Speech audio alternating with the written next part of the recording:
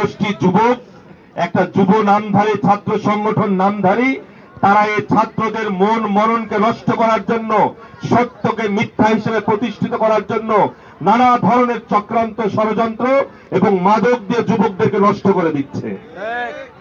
তাদের অনুসারী হচ্ছে তারা, যারা রাজশাহী কলেজের ছাত্র শিবিরের এত সুন্দর প্রোগ্রামকে নষ্ট করার জন্য, বিনষ্ট করার জন্য, এই আয়োজনকে হিংসা হিসেবে ছড়ানোর জন্য আজকে শহীদ ইয়াহিয়াকে ওই পাকিস্তানি ইয়াহিয়া খান হিসেবে উপস্থাপন করে কুৎসা লাটাচ্ছে।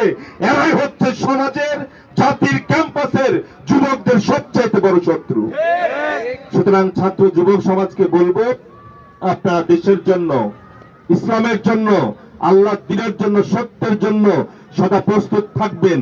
এই আহ্বান জানিয়েই আপনাদের সাফল্য কামনা করে আগামী দিনে আরো বেশি বেশি খেলাধুলার আয়োজন করবেন। এই আয়োজনে আমরা সর্বাত্মক সহযোগিতা এবং পাশে থাকার প্রতিশ্রুতি দিয়ে শেষ করছি। আসসালামু আলাইকুম ওয়া রাহমাতুল্লাহি ওয়া বারাকাতুহু।